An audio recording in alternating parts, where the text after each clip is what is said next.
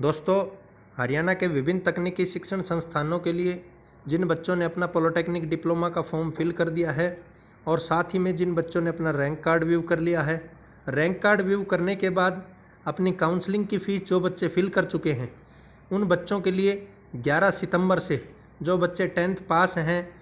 जिन्होंने diploma in engineering के लिए फॉर्म फिल किया है, उन बच्चों के लिए 11 सितंबर 2020 से काउंसलिंग स्टार्ट होने वाली है।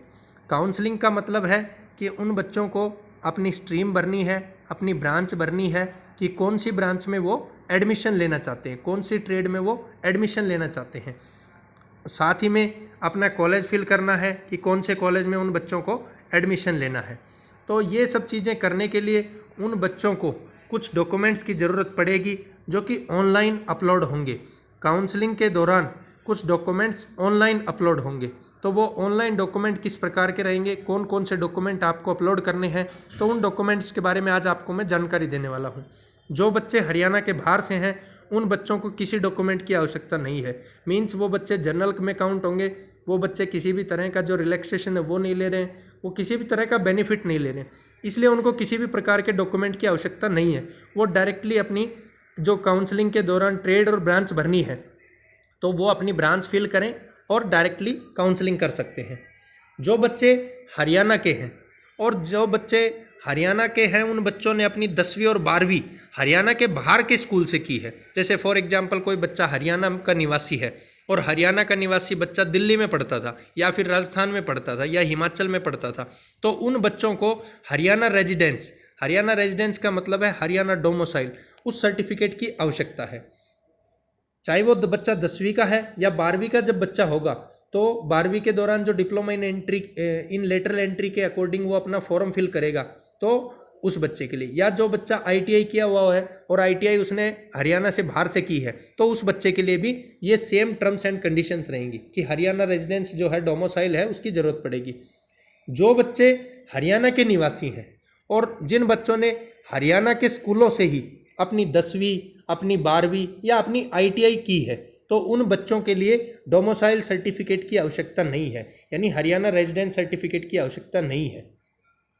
चौथा जो मेन पॉइंट है, जो बच्चे SC कैंडिडेट हैं उन बच्चों को केवल SC सर्टिफिकेट ही अपलोड करना पड़ेगा, उसके अलावा किसी डॉक्यूमेंट की आवश्यकता नहीं है। ये ज़रूरी चीज़ समझने की है। नेक्स्ट है, जो बच्चे BCA के हैं यानी रिजर्व कैटेगरी में जैसे SC थी, तो उसी प्रकार से जो बच्चे OBC से बिलोंग करते हैं, जो BCA में और BCB में आते हैं, उन बच्चों के लिए BCA और BCB सर्टिफिकेट मीन्स अपना जाति प्रमाण पत्र जो है उसकी आवश्यकता पड़ेगी। साथ ही में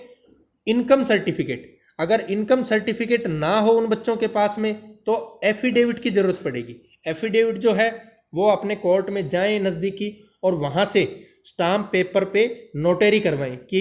हमारे पिताजी की जो इनकम है जो वो इतनी है। मीन्स आपने अपने फॉर्म में उस दौरान फिल की होगी कि हमारे पिताजी की इनकम 1 लाख है, 2 लाख है, 3 लाख है, 80,000 है, तो इस प्रकार से जो आपने फिल की तो उसके अकॉर्डिंग एक आपको एफिडेविट की रिक्वायरमेंट रहेगी। तो वो एफिडेविट की जो रिक्वायरमेंट है या तो वो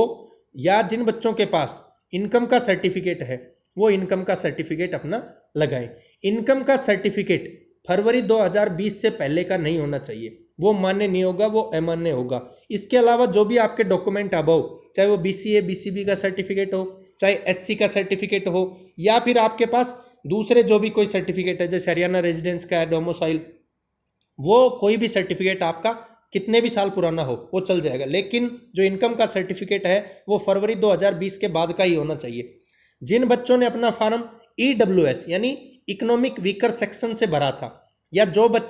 जिन बच्चों ने अपना TFW के अकॉर्डिंग भरा था, means tuition fee waiver scheme के तहत भरा था, उनकी जब काउंसलिंग होगी तो उस दौरान उनको EWS का सर्टिफिकेट, जो EWS के बच्चे हैं, और जो TFW के अकॉर्डिंग जिन्होंने भरा था तो वो TFW का सर्टिफिकेट की रिक्वायरमेंट रहेगी। तो ये बेसिक चीज़ें हैं जो ड्यूरिंग काउंसलिंग के अपलोड होगी। जो बच्चा जिस कैटेगरी का है उसी कैटेगरी के अनुसार उसको आपको मैंने बताया है, तो ये ज़रूर ध्यान रखें, ये डॉक्यूमेंट अपने रेडी रखें, क्योंकि 11 सितंबर से 10वीं के बच्चों की काउंसलिंग स्टार्ट हो जाएगी और 15 तारीख से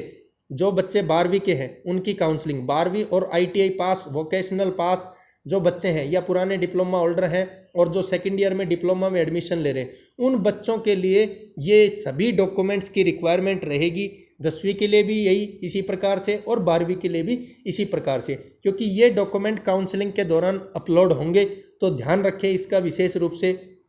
और ये जो डॉक्यूमेंट रहेंगे ये उस समय PDF फाइल में अपलोड होंगे। तो PDF फाइल में कैसे कन्वर्ट करते हैं इसका भी मैंने वीडियो पहले बनाया, वो आप देख सकते हैं। थैंक यू दोस्तों।